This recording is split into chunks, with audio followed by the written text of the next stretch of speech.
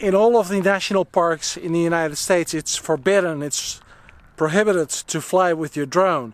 So flying with your drone on that side of the fence is forbidden. Flying with your drone on this side of the fence, that's allowed.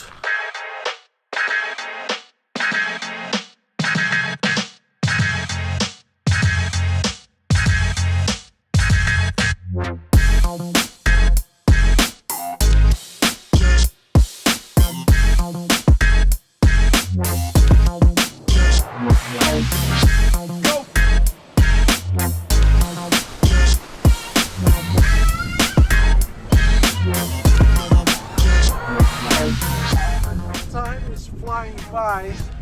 We're now in Shoshone. Badwater is about 1 hour drive still, but I just couldn't resist in this little place from the 1900s. It's a little bit less windy, I think. It's also a little bit warmer right now, so it's heating up in the desert. So what could go wrong? Basically nothing, is it?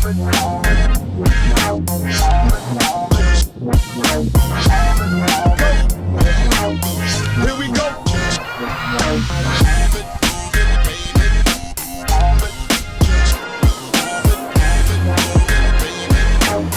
Here we go. I like your hair though. Thank you.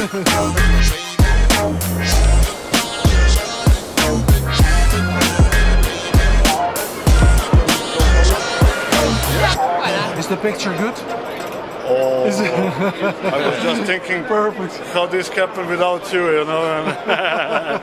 Good to see you. So the professional now is going to take over here. When we talk about Tetra in the USA, one of the first companies to think about is Powertrunk, part of the Sapura group. Maybe not that very well known from nationwide networks, but very strong in transport and utilities, is it? Yes. We have seen some press releases coming by over the time, but Tetra is still growing very strong in the United States. And I heard some people were discussing that, but that's not true, right? It's really going very well. Yes, that is correct. We are making significant progress.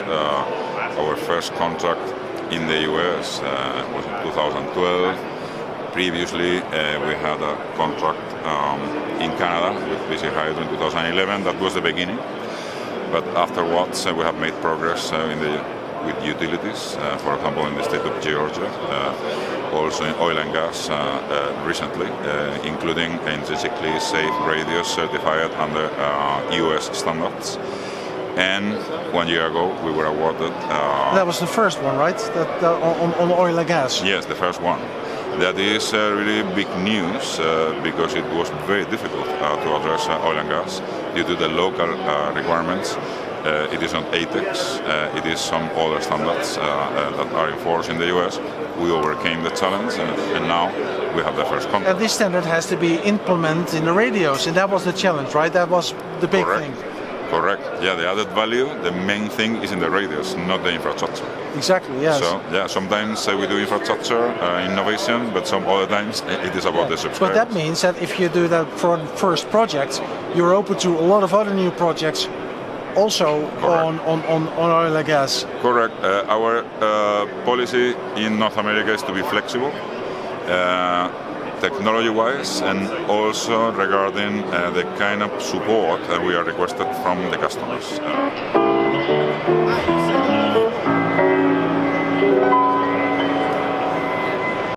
Every time I go over. Kjeld Pharao from DAMM. Just before IWCE, there was a press release. That press release said that DAMM is opening an office here in the United States. Am I correct? That's absolutely correct, yes.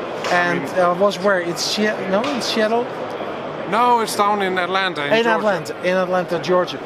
Now, sorry for what I'm saying right now, but DAMM, as one of the smaller infrastructure companies in our industry, is going to the US. So you guys must have seen an opportunity where you really want to invest a lot of effort and money into. Is that correct? I mean, we are taking our technology where actually we can see their clients, obviously. We want to have really our technology and our solutions brought out to a wider audience. And we think the time is right actually to also re-enter the US. Remember, we've been here before, we partnered with some companies over here, and now we want also to really affect the market and directly be here present at ground and do what we can actually to provide our clients with mission critical infrastructure solutions. Multiple technologies, right? Not only Tetra. With our new Yes. platform, we have the technology independence, so we're not only Tetra, where we have our legacy really, but also now DMR, DMR-T3, DMR-T2, analog, and then also the wideband TEDS overlay. So I mean, we have a very smart platform, a very valuable platform, and we want that to put in play actually with our clients.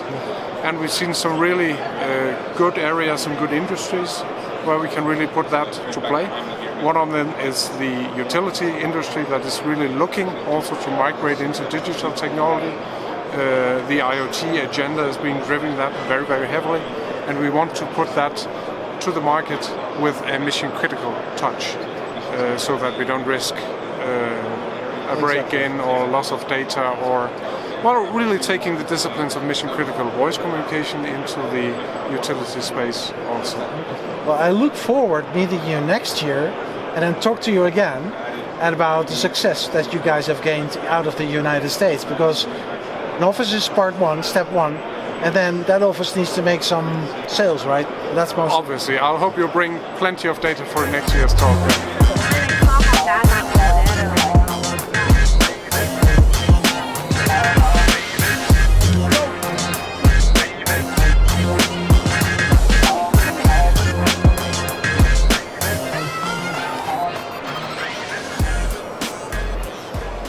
At these shows, I always tend to forget to eat. So busy going from one location to the other location. But there's a solution for that. This is my food bag, actually. I got myself Italian panini. That's the service of the show. So let's see what's inside. It's the unboxing IWCE package, food package. Some crisps, some chocolate chips, salad, apple, and I got the Italian panini. This is an unusual unboxing vlog actually. But it all looks very perfect. Thank you very much. So it's now time for lunch.